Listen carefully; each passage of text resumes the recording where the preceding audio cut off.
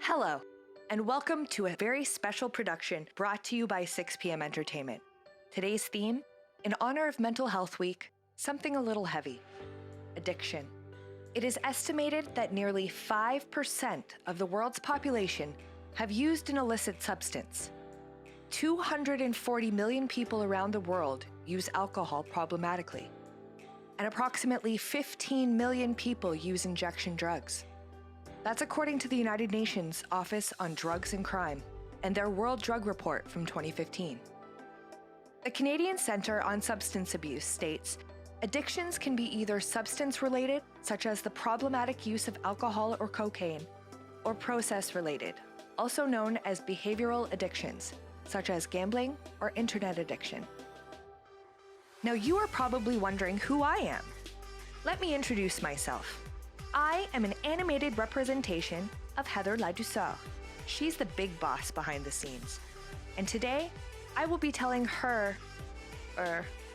my story in the hopes of inspiring and helping others.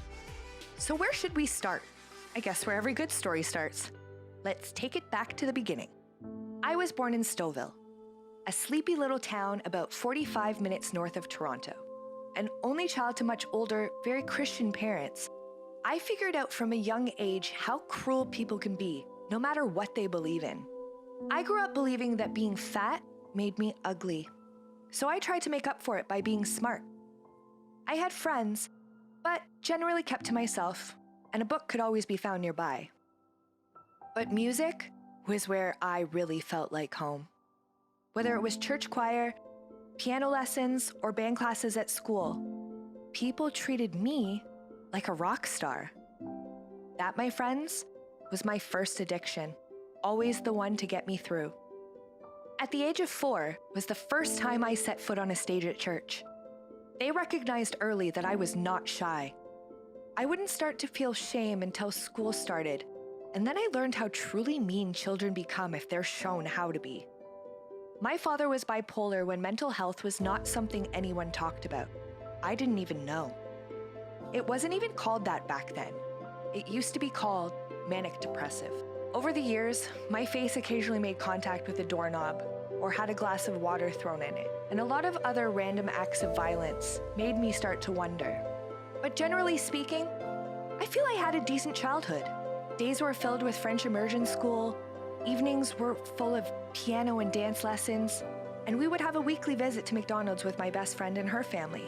Oh, and don't forget, church every Sunday, holidays, and the pagan holidays too, just so nothing wicked would ever come our way. Summers were full of church camp and cottaging. Then there was Christmas Eve, 1996, one of the worst days of my life. My dad was working for our church as their custodian when he fell off a 30-foot ladder while changing a light bulb. He fell onto the concrete gym floor and hit his head. That is the day the dad I knew died. It was also the day I was made aware of my dad's mental health issues. He grew slowly more violent, and this started his decades-long struggle trying to get his meds adjusted properly. Fast forward a couple of years to the last day of grade 7. It was the day before the talent show. I'd been slated to perform 3 times that year.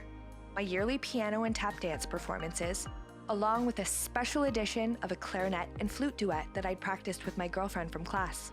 But that fateful afternoon, my best friend was sitting up in a tree, and I decided to be annoying and throw something at her.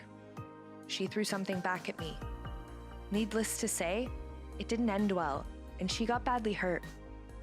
We both got suspended, and that ended my last day at a school I'd been at since I was 6 years old. Grade 8 set me on a new path. A brand new elementary school had just opened in my neighborhood. The prospect of making all new friends, getting away from years of torment, in addition to a drama program, meant that I was totally in. It was on my walk to school one day when I met my new best friend. She'd run away from home in Newfoundland to live with her dad. She was a year younger than me, but she was so exciting. We became inseparable that year. We gushed over the Backstreet Boys, rode our bikes around town, sang our favorite Christina Aguilera songs at the top of our lungs, and smoked the butts of her parents' half-smoked cigarettes out of the ashtray.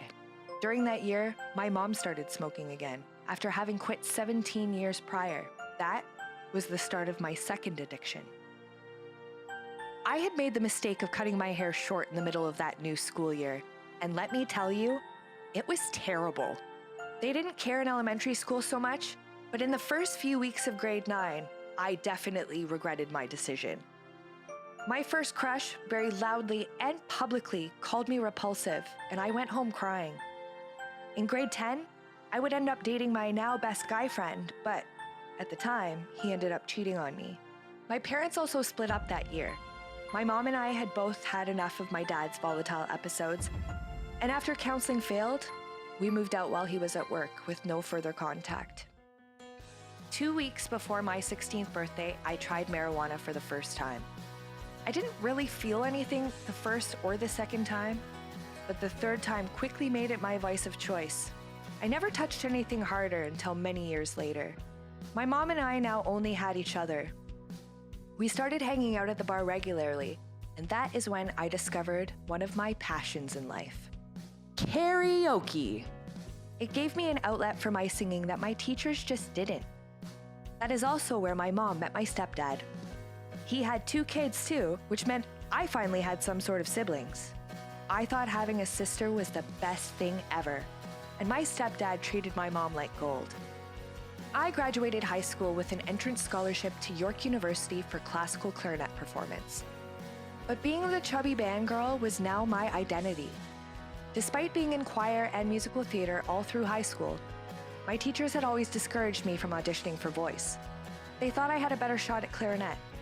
So my university experience ended up being brief, only lasting 6 months. I wasn't doing what I loved the most, merely what I was best at. I had started a job at a local bookstore right before university started, and I loved it. So I begged my mom to leave school to figure out what I really wanted. I knew I would figure things out eventually. I'd had boyfriends and girlfriends in high school, but generally speaking, none of them genuinely cared about me, and I gave myself away too fast, and I was wild. I ended up getting married to a man who also loved karaoke. I'd met him through my group of friends. Pregnant by 19 and a mom at 20, life was a whirlwind. By the time I was 25, we had hosted karaoke together, broken up and gotten back together, moved about 15 times from one side of Ontario to the other, and had another baby girl. Marriage wasn't easy. Getting married that young is just stupid now that I look back on it. No one really knows who they are at that age, or what they want in life. I thought I'd had it all figured out, but my life changed so many times. Relationships are hard, and I still didn't love myself, physically or mentally. By the time my second one was 4 months old, I was a divorced single mom of 2 young girls who had just started college to better herself. That is when I met the person who introduced me to cocaine. Over the years, I'd always sworn I would never touch it. But after my marriage fell apart, I felt empty. I didn't feel I had anything else to lose. I still didn't love myself, and I felt weak after years of my husband's mentally controlling behavior. I know I had my children, but I felt like I had missed out on all the fun getting married so young. The first time I did it was indescribable. I was hooked so fast. For the next few years, I was on and off it, going from one relationship to the next, having roommates move in and move out to keep a roof over our head, and my drug habit fed. Trying to make it as a musician while also working any job, all of them making me slowly die inside. Till I ended up engaged to the karaoke host's son, who had introduced me to it all those years ago. He was also a karaoke host, a DJ, and a music producer. Despite having known each other for years, the relationship was, for almost the first year, all about getting high and hosting karaoke. He's popular with the girls and everyone likes to be around him. He's charismatic and driven, but I was nearly always high. Till we decided to quit, together. December 28th, 2018. We started to try to focus more on making music. I feverishly worked on covers to beats he would produce, but the months went by after we quit, and he would tell me that I wouldn't have been able to quit without him, or that my music would go nowhere without him. Eventually, I couldn't take it anymore. I refused to let him make me feel small any longer. And when we broke up, naturally, he took all of his things back to his house. But he also took all the original music and covers we had been working so hard on, along with my job, since I had gone full-time with him hosting karaoke. So now what was I going to do? Thankfully, I'd made a special connection with another karaoke singer. Him and I would constantly jab and tease each other, and we became really great friends. But then we ended up falling in love. He puts up with all my flaws and loves me despite them. And I've been able to stay clean. In fact, I look back on those days and I wonder who that person was. The person so sad and full of self-hatred, they needed to constantly be in a fog. I am so glad I am no longer that person, but I wouldn't change what I have been through for the world. If my life had been easy, if I hadn't made my mistakes, I wouldn't have the perspective I have, or be the person I am, quite frankly. And I've absolutely come to finally love myself. A few of the friends I've made from the shows I'd hosted with my ex rallied around me. One of them became my business partner. He believed in me and we quickly planned out our new company. At 6 p.m. one evening around my dinner table, we sat to discuss our plans. And that, my friends, is how 6 p.m. Entertainment was born. September 2019, we started as a karaoke company. In October 2019, we hosted our first show. March 13th, 2020 was our last show. That is when COVID turned the world upside down. I won't lie, I've had days in bed crying and feeling like the world was ending. But after my little pity party ended, I started to think to myself, what is it I want to contribute to the world? I want to leave it a little better. I want to make my girls proud. The only way that I can do that is by sharing my experiences, my mistakes, and my music. So I have been wasting no time trying to pivot what it is we do. I mean, look at me. Don't I look great? I've been learning constantly and keeping busy trying to think of new, innovative ways to entertain and inspire, and to continue the company that I've toiled to create.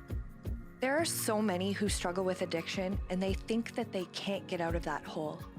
I was there, and I am here to tell you, you can do it. All you have to do is want it. It's hard and it takes work, but the life you'll have after will be so worth it. I'm living proof. Today, I am 34 years old and 500 days clean. At the end of the day, everyone struggles with some sort of addiction. Psychiatry.org states, people begin taking drugs for a variety of reasons, including to feel good, to feel better, to do better, or just out of sheer curiosity or peer pressure.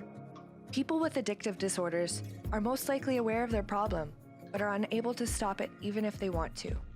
The addiction may cause health problems as well as problems at work and with family members and friends. The misuse of drugs and alcohol is the leading cause of preventable illnesses and premature death. Coronavirus has changed the world in so many ways. And for any addict out there, the uncertainty, fear, boredom, and anxiety that we all feel can be triggers.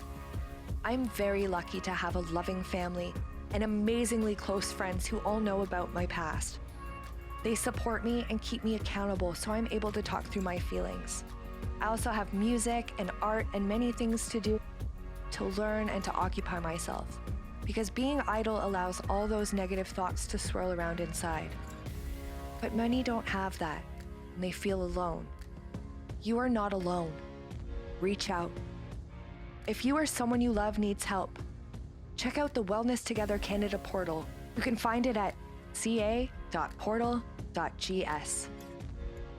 Keep strong, my friends, and we will make it to the other side of this together. If you enjoyed this video, please hit the like button below. Maybe share it with your friends and consider hitting that subscribe button. Thank you to all those who made this video possible.